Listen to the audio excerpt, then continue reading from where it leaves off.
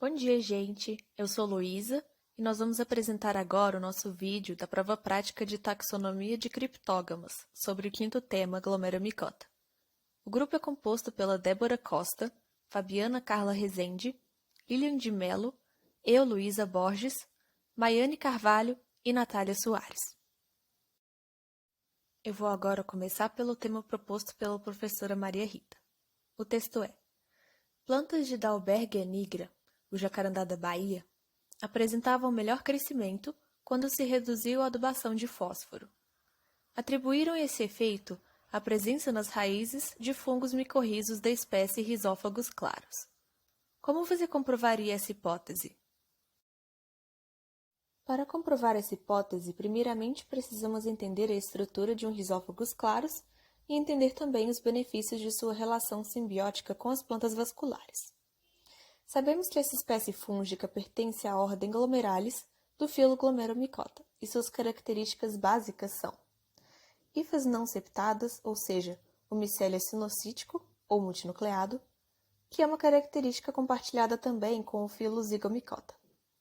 A ausência de reprodução sexuada documentada, portanto eles se reproduzem só assexuadamente, e são simbiontes mutualísticos obrigatórios com cerca de 90% das espécies de traqueófitas, ou seja, plantas vasculares. Aqui nesse slide podemos ver duas fotos de fungos micorrízicos. A da esquerda, em microscopia, apresenta as vesículas do fungo, que são intercelulares, ou seja, ficam entre uma célula e outra da raiz da planta. Essas vesículas são as bolinhas escuras que dá para ver na imagem. Nessa mesma imagem, há também as hifas arbusculares, que são um tipo especial de hifa. São intracelulares, ou seja, ficam dentro das células da raiz, mas elas não são patogênicas. Elas estão ali para realizar a troca de nutrientes entre a planta e o fungo. A segunda imagem apresenta o micélio de um fungo micorrízico Glomeromicota.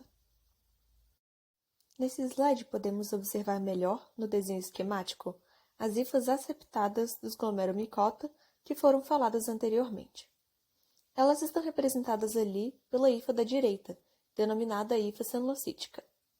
Como podemos ver, ela não possui septos e pode ser classificada também como multinuclear, já que há somente uma massa celular com diversos núcleos, sem divisão por septo.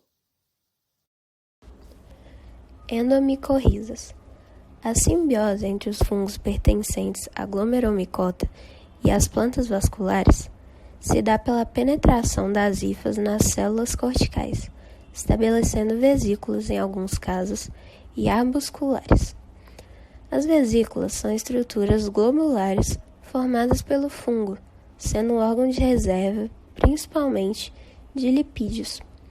Ela está presente em algumas ordens do filo Glomeromicota, como é o caso da ordem Glomeralis.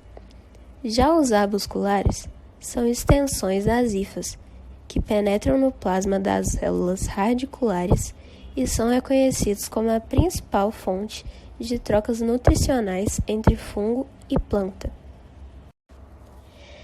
Esses desenhos demonstram que durante a associação micorrízica, a interação entre os parceiros torna-se estreita em relação à integração fisiológica e morfológica.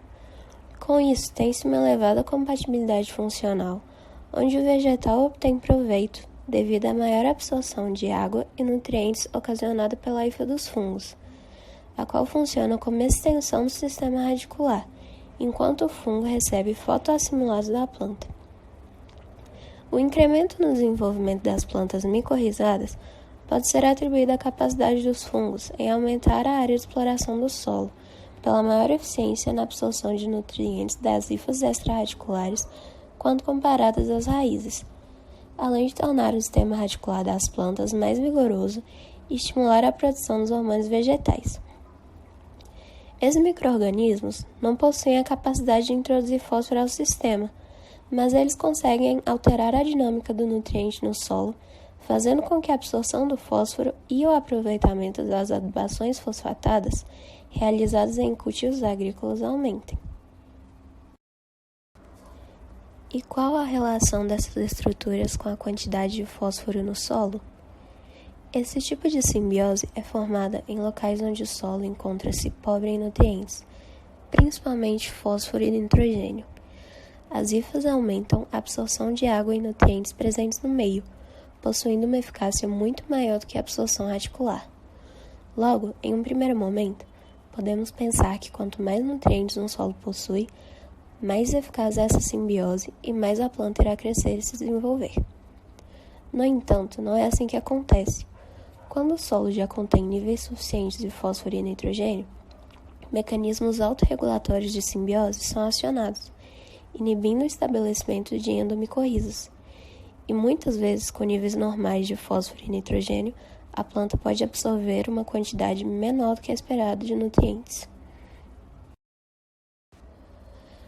No caso da Rhizophagus clarus e da Alberghinia nigra, isso não poderia ser diferente.